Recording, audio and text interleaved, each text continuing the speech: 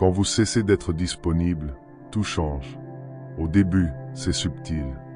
Votre silence n'est pas bruyant. Votre absence n'est pas agressive. Vous vous retirez simplement doucement, en silence, sans explication. Et soudain, le monde entier se déplace autour de vous. Vous commencez à voir qui vous valorisait vraiment et qui ne valorisait que son accès à vous. Vous commencez à remarquer qui vous contacte, qui respecte votre espace, qui demande « êtes-vous bien ?» et qui se sent simplement mal à l'aise face à ce nouveau vous qui n'existe plus pour leur commodité. Carl Jung comprenait ce changement. Il savait que le soi n'est pas seulement trouvé par addition. Il est révélé par soustraction. Vous éliminez le bruit, le besoin d'être nécessaire, la compulsion à répondre, la peur de décevoir les gens. Vous cessez de danser pour le confort de tous les autres. Et qu'est-ce qui reste? Vous, brut, sans filtre, intact face aux exigences du monde extérieur. Mais soyons honnêtes, vous n'avez pas toujours vécu ainsi. Il y a eu un temps où vous étiez toujours disponible. Vous répondiez vite. Vous décrochiez à chaque appel. Vous donniez du temps que vous n'aviez pas. Vous disiez oui quand tout en vous hurlait non. Pourquoi? Parce que vous pensiez que être disponible vous rendait précieux. Vous pensiez que être présent pour tout le monde signifiait que vous comptiez. Vous pensiez que être celui sur qui il pouvait toujours compter était de l'amour. Mais ce n'était pas de l'amour. C'était de la peur. Peur d'être oublié.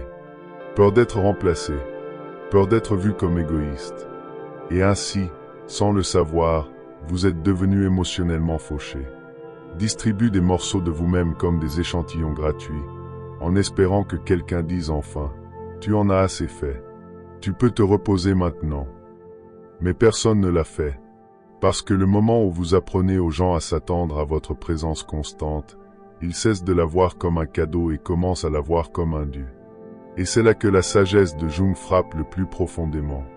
Il a dit « La solitude ne vient pas d'être seul, mais de ne pas pouvoir communiquer les choses qui vous semblent importantes à vous. Et qu'est-ce qui est plus important que votre paix, plus sacré que votre temps, plus précieux que votre respect de soi? Quand vous cessez d'être disponible, vous n'êtes pas impoli. Vous êtes honnête. Vous dites au monde « Je ne suis plus pour tout le monde. Je ne suis plus un produit. Je suis une personne entière. » Et au début, ils résisteront. Ils vous feront culpabiliser, vous appelleront distant, diront que vous avez changé parce que dans leur monde, vous existiez pour servir leur histoire. Mais maintenant, vous écrivez la vôtre. Et voici la vérité que la plupart des gens n'admettront pas.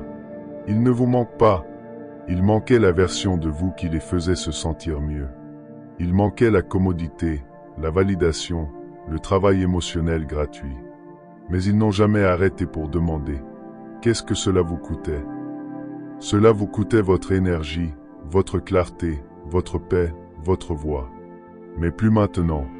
Maintenant, vous la réclamez lentement, puissamment, sans excuse. Parce que Jung ne croyait pas aux moitiés de soi. Il croyait à la complétude, à l'intégration, à l'équilibre. Il croyait que si vous ne vous retirez pas du bruit du collectif, de la foule, de la culture, des attentes, vous n'entendrez jamais votre propre âme. Et cette âme, elle n'est pas bruyante. Elle n'est pas needy. Elle parle dans un savoir tranquille. Mais pour l'entendre, vous devez cesser d'être disponible pour tout le reste. Pour les textos tardifs de gens qui ne demandent jamais comment vous allez vraiment. Pour les situations ambiguës qui épuisent votre valeur. Pour les amis qui n'appellent que quand ils ont besoin de quelque chose. Pour les engagements qui volent votre énergie sans rien rendre en retour. Vous devez couper les cordons. Pas dans la colère, pas dans la haine, mais dans la vérité. Vous ne rejetez pas les gens. Vous vous protégez. Vous n'abandonnez pas les autres. Vous retournez à votre centre. Et quand vous faites cela, tout change. Votre présence devient plus lourde. Vos mots frappent plus fort. Votre silence commande l'attention parce que les gens réalisent enfin que l'accès à vous n'était jamais un droit. C'était un privilège. Et quand vous cessez d'être disponible, ceux qui vous voient vraiment ne paniqueront pas. Ils ne supplieront pas. Ils feront une pause, réfléchiront, et vous rejoindront là où vous êtes, avec respect, avec soin, avec une présence méritée. Mais les autres, Ils s'éloigneront. Et laissez-les faire parce que vous n'êtes pas là pour être tout pour tout le monde. Vous êtes là pour être pleinement vous-même, même si cela signifie être seul un moment. Et dans cet espace, dans ce silence, vous commencez à reconstruire. Pas comme une réaction, mais comme un retour. Un retour aux limites, au but, à la clarté, à la vérité. Votre silence. Quand vous cessez d'être disponible, les gens vous montrent qui ils sont vraiment. Ce n'est pas seulement que l'énergie change, les masques tombent. Soudain, l'ami qui avait toujours votre dos commence à agir froidement. Le partenaire qui prétendait vous aimer commence à se sentir distant. Les gens qui vous appelaient quotidiennement, maintenant ils sont silencieux. Pas parce qu'ils sont confus, mais parce qu'ils sont exposés. Exposés par votre absence. Exposés par vos limites. Exposés par votre refus de performer plus longtemps. Et c'est là que cela devient inconfortable parce qu'une partie de vous veut encore expliquer, veut encore clarifier, veut encore dire « je ne t'ignore pas, je me protège simplement ». Mais Carl Jung ne vous dirait pas d'expliquer, il vous dirait d'observer. Observez ce que les gens font quand ils n'ont plus un accès instantané à vous. Observez qui respecte la pause et qui la ressent comme un affront. Observez ce qui monte en vous quand vous reculez.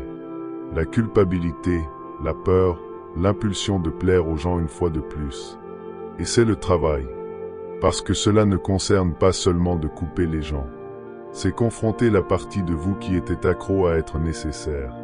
Cette version de vous qui obtenait de la validation par le don excessif, qui se sentait importante seulement quand les autres dépendaient de votre disponibilité. Ce n'était pas de l'amour. C'était de la survie.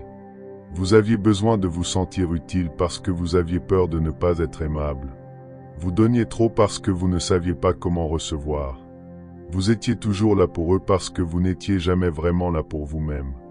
Et maintenant, vous l'êtes. Maintenant, vous vous asseyez avec le silence. Maintenant, vous affrontez l'inconfort de ne pas être le héros dans l'histoire de quelqu'un d'autre. Maintenant, vous posez la question plus profonde que Jung vous aurait forcé à poser. Qui êtes-vous sans le rôle? Qui êtes-vous quand vous cessez de performer l'utilité? Quand vous cessez de répondre juste pour garder la paix? Quand vous cessez de sacrifier vos propres besoins pour des gens qui n'ont jamais demandé quels ils étaient? C'est le processus d'individuation. Le voyage de retour à soi. C'est chaotique. C'est solitaire. Et cela vous coûtera des parties de votre vie que vous pensiez permanentes. Mais cela en vaut la peine. Parce que quand vous cessez d'être disponible, vous commencez à devenir visible, non pas aux autres, mais à vous-même. Vous commencez à entendre la voix que vous avez fait taire. Vous commencez à sentir la fatigue que vous avez ignorée. Vous commencez à comprendre pourquoi certaines conversations vous laissaient épuiser, pourquoi certaines pièces semblaient lourdes, pourquoi certaines personnes ne vous voyaient jamais vraiment, seulement la version de vous qui les servait. Et quand vous voyez cela, vous ne pouvez plus l'ignorer. Vous ne pouvez plus ignorer l'ami qui n'appelle que pour se décharger. Vous ne pouvez plus ignorer le schéma de dire oui et de le regretter immédiatement. Vous ne pouvez plus ignorer la vie que vous avez construite pour garder tout le monde à l'aise pendant que vous disparaissiez lentement dedans. Donc maintenant, vous la réclamez. Pas en combattant, pas en forçant, mais en vous retirant. Carl Jung enseignait que la complétude ne vient pas de réparer tout autour de vous. Elle vient d'intégrer ce qui est en vous. Et qu'y a-t-il en vous en ce moment? L'épuisement. D'être toujours le fort. De répondre à chaque appel. De tenir l'espace pour des gens qui ne l'ont jamais tenu pour vous. D'être allumé tout le temps, d'être quand vous ne l'étiez pas. Mais l'épuisement plus profond ne vient pas d'eux. Il vient de vous trahir vous-même. Chaque fois que vous avez dit oui quand vous vouliez dire non. Chaque fois que vous avez avalé votre vérité juste pour éviter de décevoir quelqu'un. Chaque fois que vous avez gardé la paix et vous êtes détruit pour le faire. Mais plus maintenant. Maintenant, vous bougez différemment. Vous n'expliquez pas votre silence. Vous ne vous précipitez pas pour répondre. Vous ne vous excusez pas d'avoir besoin d'espace parce que votre temps n'est plus aux enchères. Votre présence n'est plus gratuite. Et cela confond les gens parce que vous les avez entraînés à s'attendre à l'ancien vous, le toujours disponible, le toujours à l'écoute, le toujours accommodant. Mais voici la dure vérité. Si les gens n'aimaient que la version de vous qui s'effaçait pour eux, ils ne vous aimaient pas. Ils aimaient votre utilité. Et cet amour a une date d'expiration. Le moment où vous vous choisissez vous-même. Mais voici ce qui est beau. Quand vous cessez d'être disponible, vous ne perdez pas seulement des gens. Vous faites de la place pour la profondeur, de la place pour la paix, de la place pour des relations où vous n'avez pas à être allumé pour être digne, où vous n'avez pas à porter tout pour vous sentir valorisé, où vous êtes aimé non pas pour ce que vous donnez, mais pour qui vous êtes. Mais pour trouver cela, pour construire cela, vous devez dégager de l'espace. Et dégager de l'espace nécessite des limites. Pas des murs, pas de la cruauté, mais des lignes sacrées. Des lignes qui protègent votre énergie. Des lignes qui disent au monde, je ne suis pas là pour être consommé. Je suis là pour vivre. Parce que c'est ce que Jung voulait dire par transformation. Non pas devenir plus, mais devenir moins disponible pour tout ce qui vous distrait de vous-même. Et quand vous faites cela, tout change. Les gens vous traiteront différemment. Certains avec confusion, certains avec colère, et quelques rares avec respect. Vous entrerez dans une pièce et parlerez moins, mais serez entendu plus. Vous cesserez de répondre instantanément et serez pris plus au sérieux. Vous ne serez plus partout, mais quand vous apparaissez, vous compterez parce que la rareté crée de la valeur.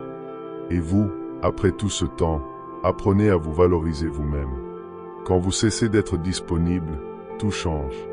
Non seulement qui vous perdez, mais qui vous devenez. Il y a quelque chose de puissant qui se passe quand vous cessez d'être disponible. Vous cessez d'être utilisé, non seulement par les autres, mais par les anciennes versions de vous-même. Des versions qui étaient désespérées d'être choisies. Des versions qui ne supportaient pas le silence. Des versions qui pensaient que l'attention signifiait l'amour et que donner signifiait survivre. Carl Jung croyait que votre vrai soi n'est pas trouvé dans ce que vous montrez au monde. Il est trouvé dans ce que vous retirez du monde. Les parties de vous qui n'émergent que quand vous ne performez plus. Et c'est pourquoi l'absence est plus révélatrice que la présence. Parce que quand vous vous éloignez, la vérité avance. Vous voyez qui vous valorisait vraiment et qui avait simplement besoin de vous. Vous voyez quelles relations étaient mutuelles et lesquelles reposaient sur votre silence.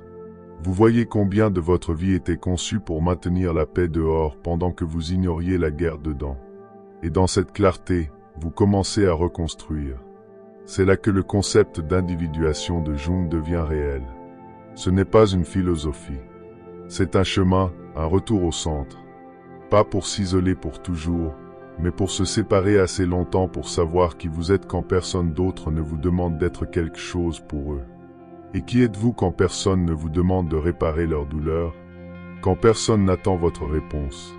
Quand personne ne dépend de votre disponibilité? Que voulez-vous? De quoi avez-vous besoin? Quel genre de vie construisez-vous quand ce n'est pas une réaction à celle de quelqu'un d'autre?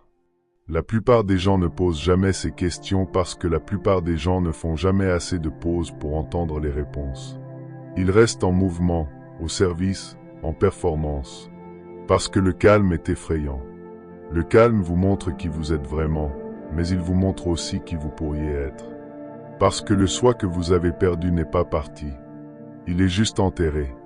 Enterré sous les obligations, sous les stratégies de survie, sous 1000 petits moments où vous avez dit « Oui, j'y serai ».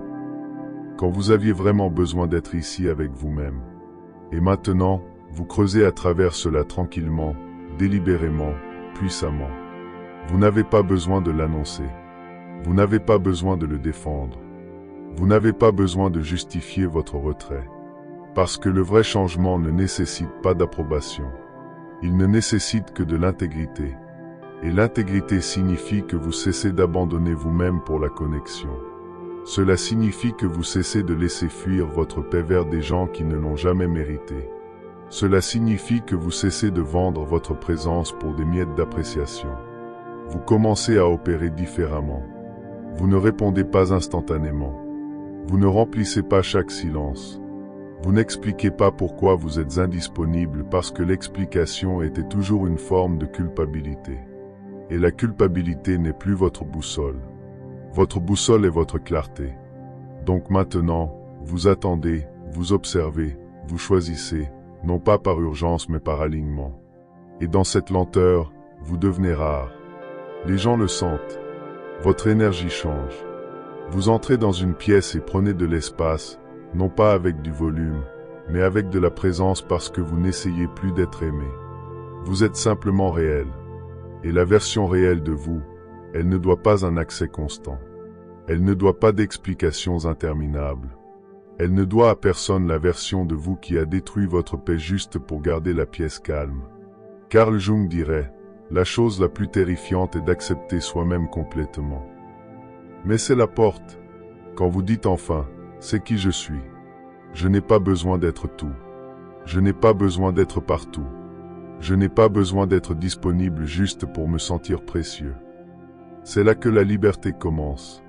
Pas une liberté bruyante, pas dramatique, juste tranquille. Propre, sans compromis, et cette liberté vous coûtera. Elle vous coûtera des rôles que vous aimiez autrefois, des connexions auxquelles vous vous accrochiez, des versions de vous-même que vous performiez avec tant de fierté. Mais ce que vous gagnez, c'est vous. Le soi qui n'avait jamais besoin de donner trop. Le soi qui ne paniquait pas quand on l'ignorait. Le soi qui sait que ma présence n'est pas un service. Elle est sacrée. Et ce soi, il devient inoubliable. Parce que dans un monde de bruit, votre calme parle. Dans un monde de disponibilité, votre distance devient magnétique. Dans un monde où tout le monde performe, votre authenticité devient disruptive.